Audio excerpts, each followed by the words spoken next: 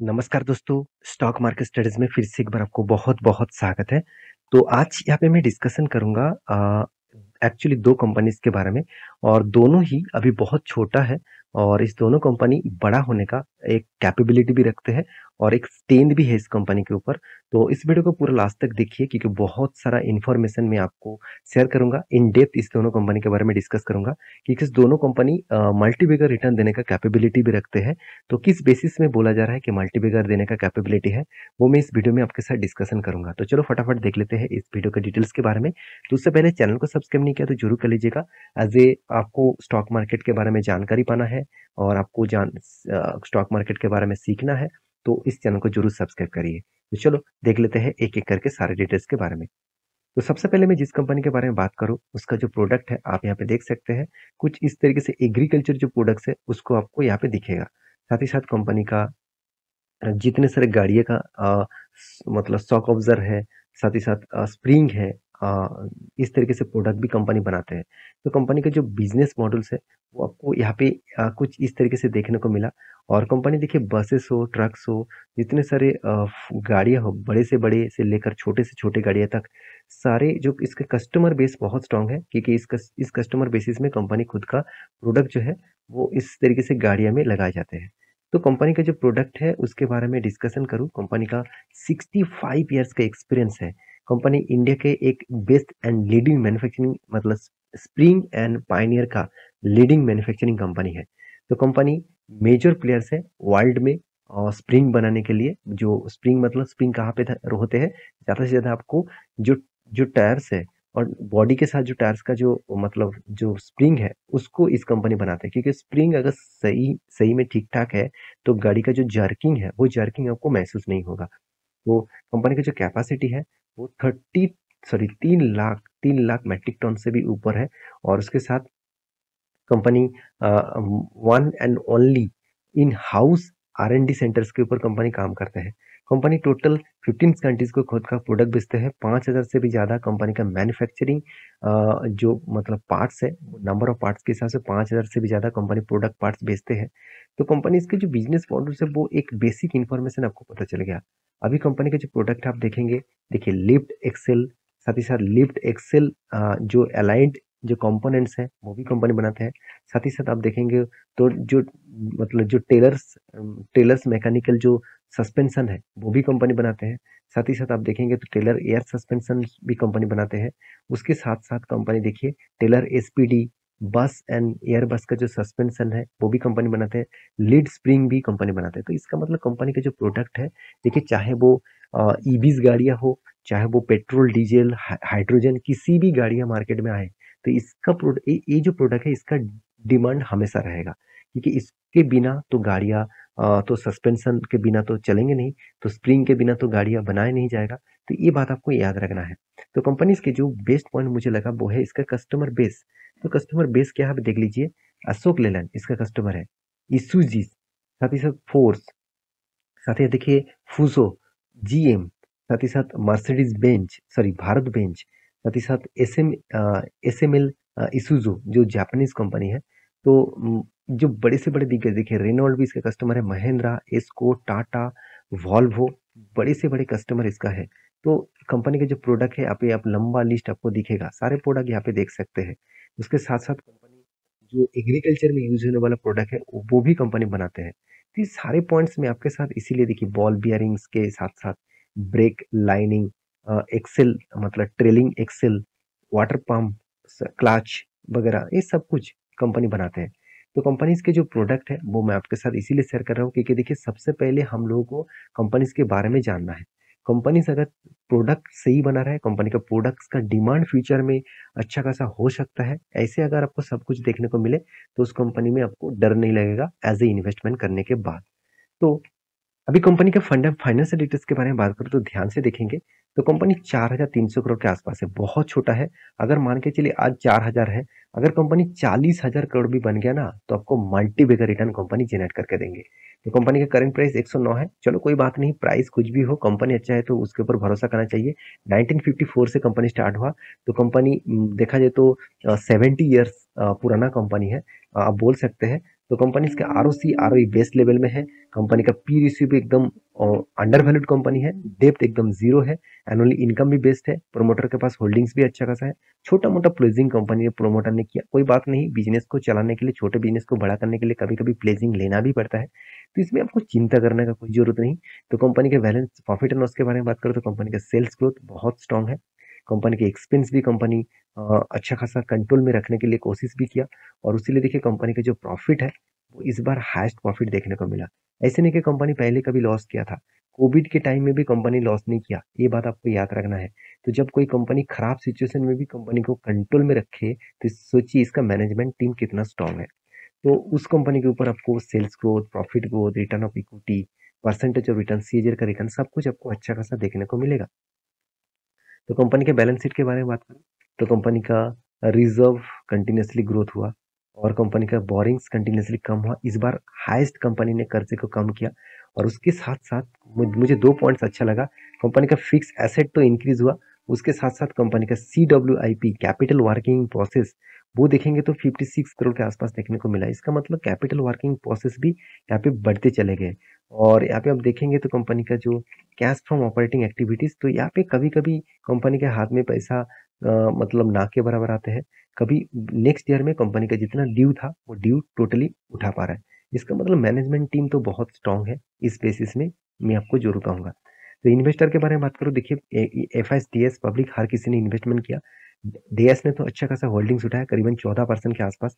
बाकी कंपनीज के ऊपर पब्लिक के पास होल्डिंग्स है। तो ओवरऑल इस कंपनी के चार्ट पैटर्न के बारे में बात करते तो कुछ इस तरीके से चार्ट पैटर्न बना। तो देखिए कंपनी कोविड के बाद लॉन्ग जर्नी कंपनी दिखाया, अच्छा खासा जर्नी यहाँ पे कंपनी ने किया। पहले भी देखिए शानदार जर्नी किया था, और 2018 के बाद बिग क्रैश देखने को मिला, क्योंकि ऑटो सेक्टर में स्लो डाउन होने के कारण इसका डिमांड जो है, इसका प्रोडक्ट का डिमांड कम हो गया। देखिए अगर गाड़ियां ही नहीं बेचा जा रहा है तो कंपनी का ये जो प्रोडक्ट बनाते हैं, वो गाड़ियां कंपनी खरीद के क्या करेगा। तो टाटा का गाड़ी नहीं बेच रहा, तो किसी कंपनी की गाड़ियां नहीं बेचा जा रहा था। तो ऑटो ऑटो इंडस्ट्री में स्लो डाउन था, तो गिरावट हुआ। तो उसके बाद ऑटो इंडस्ट्रीज में बूम आया, तो तेजी में देखने को मिला। और भी ज्यादा यहाँ पे बूम आने वाले हैं। तो मेरे हिसाब से अभी से फोकस रखिए, एक सस्ते दामों में कंपनी का शेयर मिल रहा है, तो इसके ऊपर आप स्टडी करके कुछ डिसीजन ले सकते हैं। तो नेक्स्ट जो कंपनी जिसके बारे में डिस्कशन करूँ, उस कंपनी की एक बार वेबसाइट के बारे में बात करूँ, तो ये एक देखा जाए तो एक IT सॉल्यूशन कंपनी है। तो एक IT सॉल्यूशन कंपनी है, और इस कंपनी के जो मतलब बिजनेस सॉल्यूशंस है, आप देखेंगे तो डिजिटल, आप देखेंगे तो एम्पावर्ड कस्टमर एक्सपीरियंस के ऊपर कंपनी काम करते हैं। साथ ही साथ इंटेलिजेंट बैक ऑफिस के ऊपर काम करते हैं, और उसके साथ प्लेटफॉर्म कुछ ऑटोमोटिव एंड एनालिटिक्स के ऊपर भी कंपनी काम करते हैं। साथ ही साथ आप देखेंगे तो इनसाइट एंड डिजाइन एक्सपीरियंस के ऊपर भी कंपनी काम करते हैं।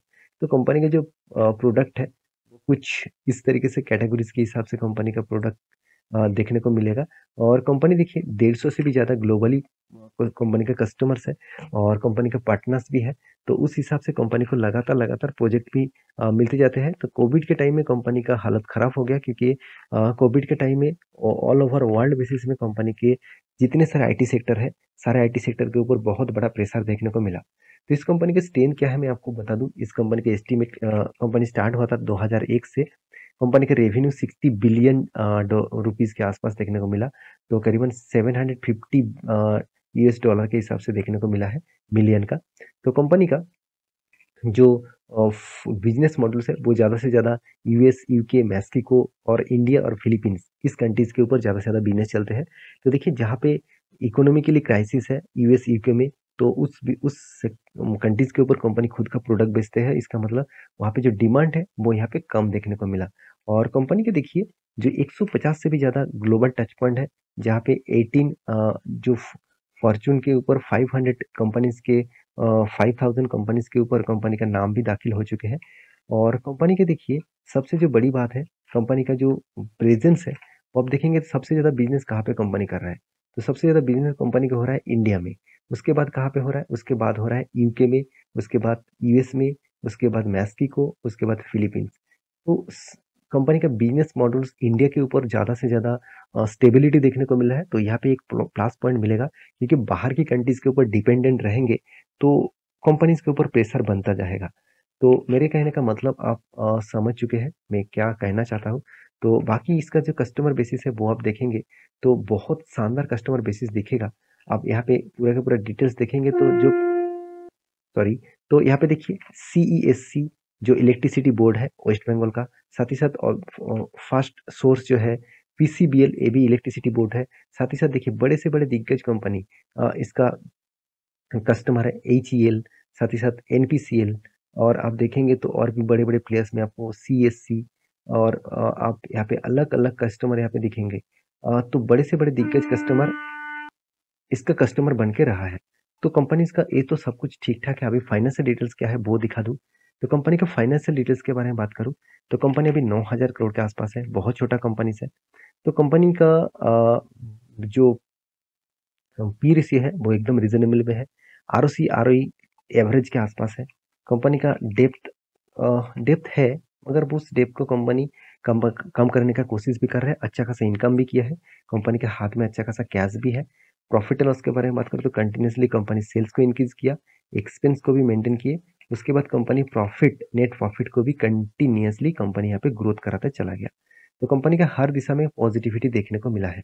तो कंपनी कंटिन्यूसली प्रॉफिट को मेंटेन किया, इसलिए कंपनी धमाका रिटर्न है। देखिए कोविड के टाइम के बाद सबसे ज़्यादा तेजी देखने को मिला था आईटी सेक्टर में। उसके बाद सबसे ज़्यादा गिरावट आईटी सेक्टर के ऊपर भी हुआ था जब रसिया और यूक्रेन के बीच युद्ध स्टार्ट हुआ था।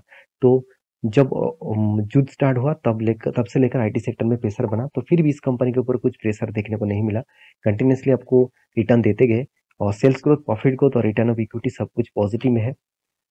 रही बात कंपनी के बैलेंस शीट का, तो कंपनी कंटिन्यूसली खुद का शेयर कैपिटल को इंक्रीज किया और रिजर्व को भी कंपनी इंक्रीज किया। हाँ, कर्जा तो है।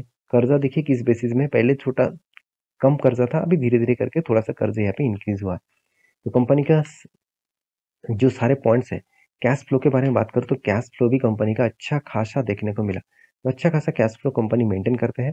और जो पॉइंट्स मुझे देखना है वो पॉइंट्स कंपनी का फिक्स एसेट परचेज में क्या है।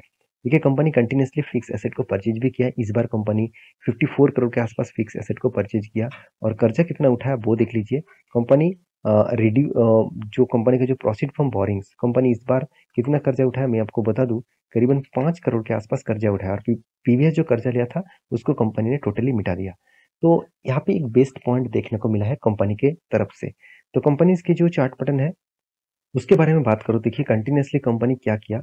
यहाँ पे देखिए एक स्ट्रॉन्ग क्या बना, एक कंपनी के लिए एक स्ट्रॉन्ग रेजिस्टेंस बना।